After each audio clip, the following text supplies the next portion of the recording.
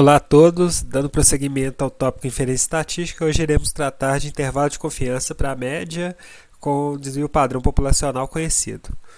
Mas antes, iremos resolver o exercício deixado na aula passada.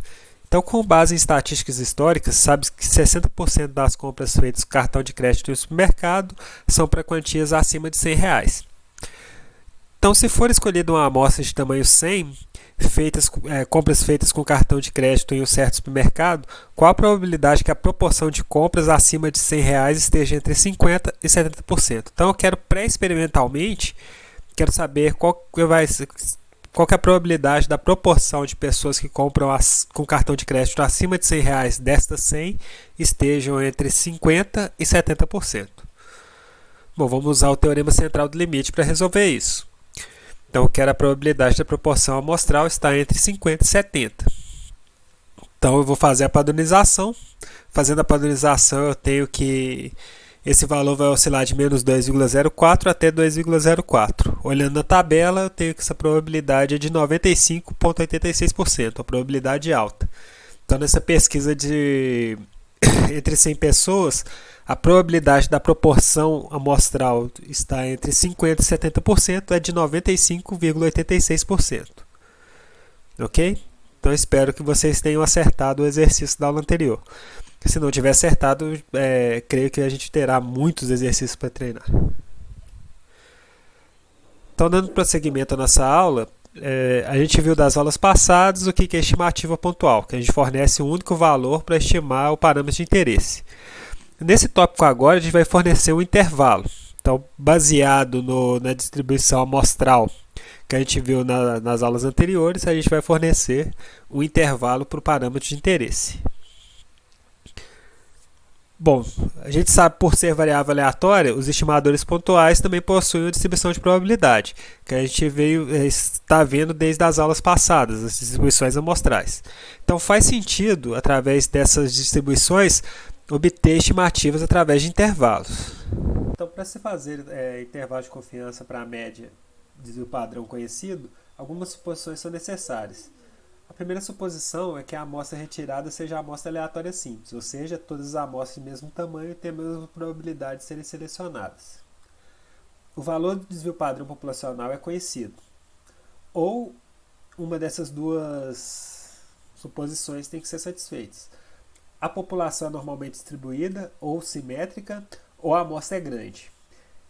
É subjetivo mesmo o tamanho da amostra ser grande. Uma amostra grande depende do que você está estudando. Por exemplo, se você estiver estudando uma doença rara que se manifesta em poucos habitantes de uma população, uma amostra grande pode ser de tamanho 15. Mas se você estiver estudando, por exemplo, a altura da população de Belo Horizonte, uma amostra de tamanho 15 não é uma amostra grande. Então, a amostra tem que ser grande e representativa. Então, o que é grande depende da população e da variável que você está medindo. Quando coletamos uma amostra e calculamos a média dessa amostra, sabemos que geralmente a gente não acerta o valor da média populacional. Tem um erro embutido aí. Então, definimos o erro como a distância entre a média amostral e a média populacional. Também sabemos pelo teorema central do limite que a média amostral pré-experimentalmente, sob certas condições, tem distribuição normal, centrada na verdadeira média populacional, com variância sigma ao quadrado sobre n. Usando a transformação z igual a média amostral menos a média populacional dividido pelo desvio padrão sobre raiz de n, temos que o erro sobre o desvio padrão sobre raiz de n tem distribuição normal padrão, com média 0 e desvio padrão 1. Então, determinando o erro máximo, ou a margem de erro máxima, temos que a margem de erro é dada por Zα sobre 2, que veremos daqui a pouco o que é esse Zα sobre 2, vezes o desvio padrão populacional, dividido por raiz de n. Esse Zα sobre 2 é chamado de valor crítico.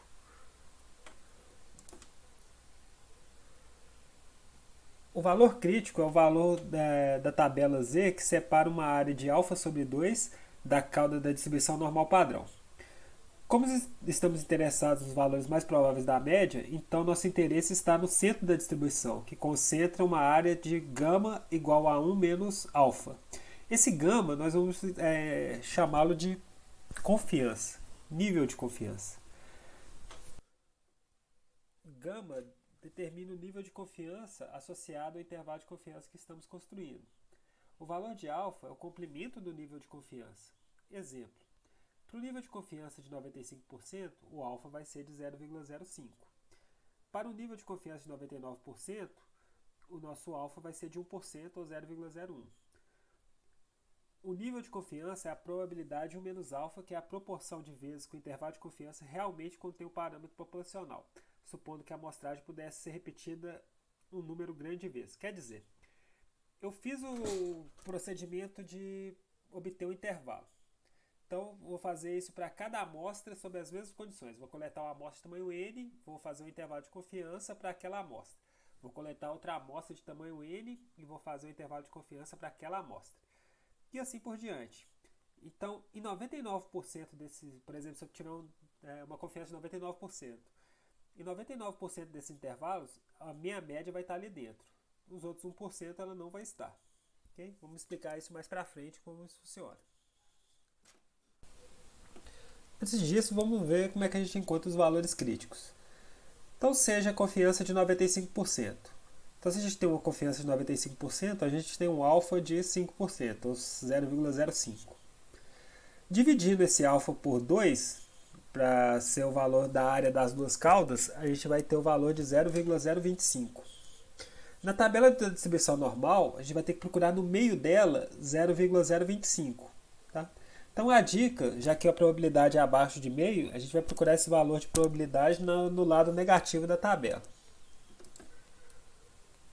Bom, vocês vão lá pegar o lado negativo da sua tabela e procurar lá no meio da tabela o valor mais próximo de 0,025. Bom, o valor mais próximo de 0,025 é 0,024998. Se você pegar a linha que corresponde a esse valor, vocês vão achar 1,9. E a coluna, menos 0,06. Então, o valor crítico, menos E alfa sobre 2, é menos 1,96. E o valor positivo, no caso, é 1,96. Então, é fácil. Primeiro, você acha o alfa sobre 2, vai lá no meio da tabela, de preferência a tabela negativa, a tabela negativa, procura o valor mais próximo de alfa sobre 2, vê o valor da coluna correspondente, da linha correspondente, e esse vai ser o valor crítico. No caso aqui, foi 1,96. Bom, aí a gente tem vários níveis de confiança e vários valores críticos.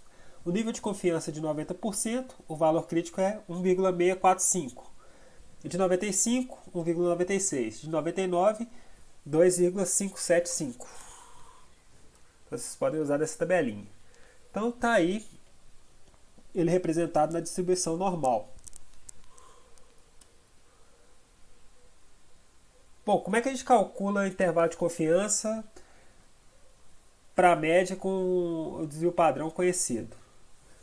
Com essas definições, a gente pode calcular o intervalo de confiança, que vai ser a média menos o erro e a média mais o erro, onde o erro é calculado por valor crítico vezes sigma sobre raiz de n. Outras notações é x barra mais ou menos o erro, x barra menos o erro, x barra mais o erro. Então a gente tem um procedimento geral descrito por passos para obter intervalo de confiança. A primeira coisa a se fazer é verificar se as suposições são satisfeitas. Se eu tenho realmente na minha mão uma amostra aleatória, se o desvio padrão populacional é conhecida, ou se a população tem distribuição normal, ou ainda se eu tenho uma amostra grande. Depois, eu vou determinar o nível de confiança. Lembrando que, se você determina um nível de confiança muito alto, o seu intervalo vai ter um erro muito grande. Quanto maior o seu nível de confiança, você vai aumentando o seu erro. Quanto menor o nível de confiança, você diminui a margem de erro. E lembrando também que ele depende de ele. A gente vai ver lá na frente como é que se dá essa dependência dessas duas quantidades. E identifique alfa. Com o valor de alfa definido, encontre o valor crítico, é alfa sobre 2, como a gente viu lá atrás. Calcule a margem de erro pela fórmula e obtenha o intervalo de confiança. Certo? Não basta saber fazer o intervalo de confiança. o principal é saber interpretar o intervalo de confiança. Então, estamos estimando, por exemplo, a média populacional não por um valor, e sim por um intervalo. Então, seja um exemplo. Temos 95% de confiança e obtemos um intervalo entre 52 e 58. Então, temos 95% de confiança de que o intervalo entre 52 e 58 realmente contém a verdadeira média populacional. Então, com 95% de confiança, temos evidências que a verdadeira média populacional vai estar dentro desses dois valores. Por quê? Bom, vamos raciocinar um pouco. Como o intervalo é calculado a partir de uma amostra aleatória, ele também é aleatório. Então, qualquer função de uma amostra aleatória é uma variável aleatória. Então, o intervalo de confiança também é aleatório. Isso significa que para cada amostra que tivermos, um intervalo diferente será calculado. Então, se eu for pegar uma amostra de tamanho n da população e calcular o intervalo de confiança para ela, eu vou obter um intervalo. Se você for obter uma amostra de tamanho 100, você vai obter outro intervalo diferente. Então, vamos obter vários intervalos diferentes. Então, se por exemplo, a gente obter 100 amostras diferentes e tivermos uma confiança de 95%, em 95% desses intervalos, a verdadeira média populacional vai estar ali dentro. Tá? Então eu espero que 95% dos intervalos que eu fizer, a verdadeira média populacional vai estar ali dentro. Melhor explicando com esse gráfico aí está ilustrado. Vamos supor que a média populacional seja 100. Cada linha dessa horizontal é um intervalo de confiança, é uma amostra. Um intervalo de confiança feito numa amostra. Então, reparem que somente os intervalos em verde e rosa, eles não tiveram a verdadeira média populacional dentro dele, que é 100. Então, apenas 5 desses 100 intervalos que eu fiz, apenas 5 não conteram a verdadeira média populacional. Tá? Então, uma interpretação para o intervalo de confiança é: se eu fizer infinitas amostras, eu espero que 95% delas, se o meu nível de confiança for 95%, contenham a verdadeira média populacional. Outros 5% não vão conter. Ok? Então, para fixar, vamos de exemplo. Uma empresa de computadores deseja estimar o tempo médio de horas semanais que as pessoas utilizam o computador. Uma amostra aleatória de 25 pessoas apresentou um tempo médio de uso de 22,4 horas. Com base em estudos anteriores, a empresa assume que o desvio padrão populacional é de 5,2 horas, em que os tempos são normalmente distribuídos. Então vamos tentar responder essas questões aí enunciadas. Bom, verifique que as suposições necessárias para o cálculo de intervalo de confiança. As suposições que a amostra é aleatória, ela foi obtida aleatoriamente, e que o desvio padrão populacional conhecido foram obtidos. Então eu posso calcular o meu intervalo de confiança usando as técnicas que a gente viu até aqui. Vamos obter o valor crítico. A gente obteve esse valor crítico lá em cima. O valor crítico para 95% de confiança é 1,96. O desvio padrão populacional é de 5,2 horas e a média amostral é de 22,4. Calculando o erro, vamos jogar na fórmula e a gente teve um erro máximo de 24,438. Construir o intervalo de confiança é fácil. A gente tem uma média amostral, é só subtrair o erro e somar o erro. Então, o intervalo de confiança nosso vai variar entre 20,362 horas e 24,38 horas. Isso quer dizer o quê? Eu tenho 95% de confiança. Então, se eu fosse realizar esse experimento, ou seja, coletar uma amostra de tamanho 25 e obter a média e o intervalo de confiança, em 95% desses intervalos, a minha verdadeira média populacional ia estar ali dentro. Tá? Essa é a interpretação. Que podemos escrever também, com 95% de confiança, temos evidências de que a média de horas semanais que as pessoas utilizam o computador está entre 20,362 e 24,438 horas. Só passando rapidinho, a amplitude do intervalo é o limite superior menos o limite inferior. Amplitude do intervalo, então, se vocês fizerem a diferença entre o limite inferior, o limite superior e o limite inferior, a gente obtém que essa amplitude é 2 vezes o erro. Bom,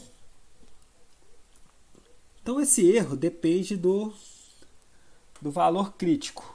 Então vocês viram lá pelaquela tabela que quanto maior o nível de confiança, maior esse valor crítico. Então o erro é diretamente proporcional a esse valor crítico. Então quanto maior o nível de confiança, maior o valor crítico. Então se você aumentar a confiança, você vai aumentar o erro, vai aumentar a amplitude do intervalo. E como eu estou dividindo esse erro por raiz de n, se eu aumentar o tamanho da amostra, eu vou diminuir o erro. Então, quanto maior a amostra, menor vai ser meu erro. Então, é interessante que a gente tenha maiores amostras. A gente tem mais certeza, a gente diminui o erro. Então, o erro é diretamente proporcional ao valor crítico, que está ligado ao nível de confiança, e inversamente proporcional ao tamanho da amostra. Então, quanto maior a amostra, menor é o erro. Quanto maior a confiança, maior o erro. Tá? Então, é claro, a amplitude do intervalo de confiança ele vai depender de 3 coisas. O nível de confiança. Se você aumentar o nível de confiança, você vai aumentar o erro. O desvio padrão populacional. Se o desvio padrão populacional for grande, o meu erro vai ser grande também. Se você tem uma população que oscila muito, ou seja, tem uma dispersão alta, o seu erro vai ser alto. E do tamanho da amostra. Quanto maior a amostra, menor vai ser meu erro. Aí eu vou deixar no final dessa aula um exercício para vocês se divertirem. Tradicionalmente, na próxima aula, a gente passa a resposta desse exercício. Nos vemos na próxima aula, moçada. Um abraço a todos e até mais.